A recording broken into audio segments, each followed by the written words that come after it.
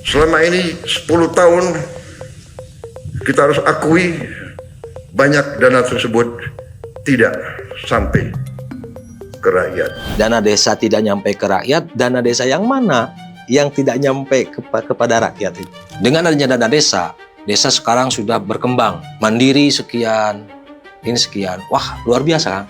Tidak ada desa tertinggal. Tidak ada lagi desa berkat adanya dana desa. Kemudian tiba-tiba sekarang muncul statement bahwa dana desa tidak nyampe ke rakyat.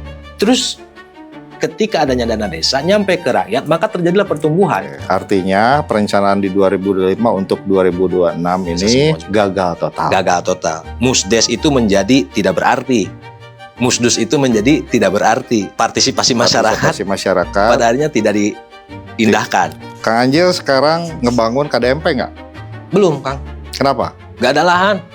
Nggak ada lahan, Kang. Kalau kan dananya udah dipotong. Ya. Dan dipotongnya, Kang Anjil tahu kalau itu KDMP itu plafonnya 3 miliar. Betul. Tahu? Tahu kalau itu dananya dana pinjaman.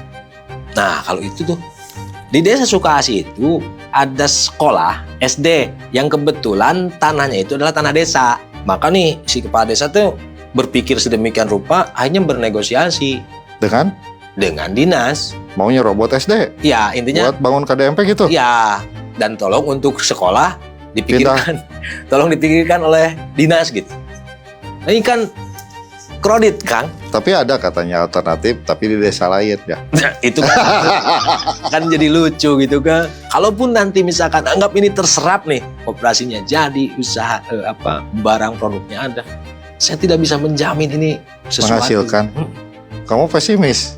Ya, jasa transportasi, Gojek ada, angkot ada, Delman ada, beca ada. Jasa kesehatan, Sukamulya itu ditopang 1 rumah sakit umum, 2 puskesmas, dan di setiap kemudahan itu sudah ada klinik. Mau usaha di sembako misalkan, Sukamulya itu 200 meter ke pasar Singaparna. Belum lagi harus bersaing kan dengan Alfamart, Indomaret, Jomat misalkan. Dari 8 poin itu cuma 1 yang memungkinkan. Apa itu? Simpan pinjam, dan itu pasti bangkrut. Oke, untuk apa saja itu yang ada untuk BLT, bantuan langsung tunai, sekian persen maksimal dari itu nyampe ke rakyat nggak? Nyampe. Itu kan Ada, ditunaikan, disampaikan langsung 300.000 per bulan per orang dikali 12. Oke, lalu untuk kemudian, apa lagi? Untuk stunting, kan itu program nasional. Bentuknya apa itu? Makanan. Makanan. Nyampe nggak itu ke rakyat? Nyampe. Ke balita, ke ibu hamil, ke ibu menyusui. Oke. Kemudian untuk apa lagi? Ketahanan pangan. Apa itu programnya? Ada untuk pembangunan jalan irigasi desa, untuk jalan desa, kemudian jalan usaha tani, irigasi desa, pupuk, obat-obatan dan sebagainya. Itu nyampe ke petani. Nyampe juga ke rakyat. Lalu kemudian peternakan. Misalkan sekarang pengadaan kambing, domba, atau misalkan di bebek dan sebagainya, itu dikelola langsung oleh rakyat. Nyampe. Oke. Kemudian ada lagi untuk penanggulangan yang sifatnya insidental ketika adanya bencana.